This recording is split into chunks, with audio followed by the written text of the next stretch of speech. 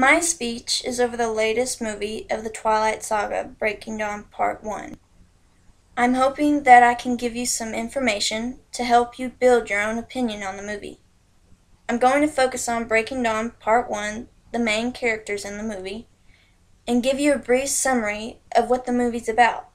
So if some of you who haven't watched it, you'll still understand. By the end of my speech, I hope that you'll have a better understanding of this movie and what it's about.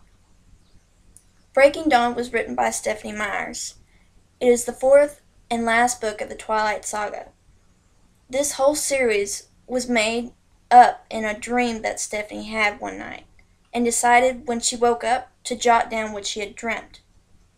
The movie was made November 18th of last year, almost 3 years after the book was written. According to Collider, the film was made in Louisiana and Vancouver. Hollywood Life says Breaking Dawn cost $263 million to make. From what ChaCha.com says, on opening night, the movie made $30.25 million. By just these few details, you can see how popular this movie is. And this isn't even the final movie. Breaking Dawn Part 2, I believe, will be the best one of all 5 movies made.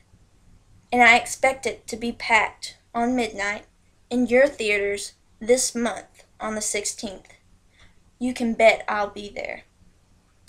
Breaking Dawn Part 1 has 3 main characters.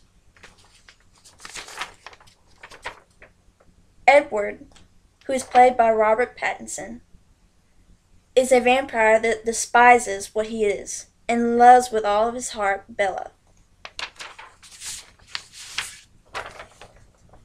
Bella, who is played by Kristen Stewart, is this fragile, clumsy girl that falls in love with Edward shortly after she finds out what he really is.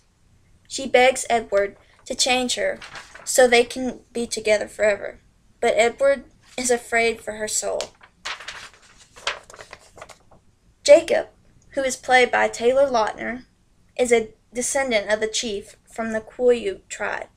He also loves Bella and tries to make her show her true feelings toward him. The movie starts out with Edward and Bella's wedding. They leave for the honeymoon after the embarrassing reception.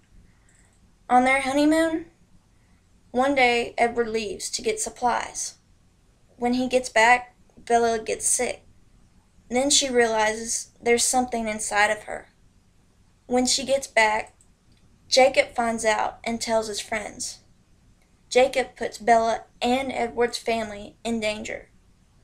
Bella won't let Carlisle take it out, and the thing is killing her from the inside out. Edward has to change her now, even though he doesn't want to, because he doesn't want to live without her. Will Edward change her in time before she's dead? Go watch it, and then you'll see.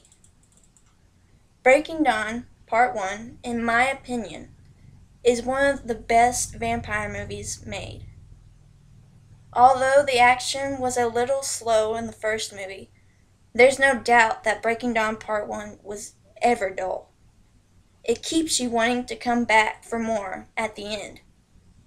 The movie shows that Bella, Edward, and Jacob can overpower anything that stands in their way. The movie cost a whole lot, but I think it paid off in the end. Kristen, Rob, and Taylor give the characters a little bit more than the book can give you, although I don't think the movie was meant for the kids' eyes. It gives a great perspective on powerful love and what it can accomplish. If you're into that kind of movie, maybe you should go watch Breaking Dawn. I'm sure you'll come away with a complete new desire for love.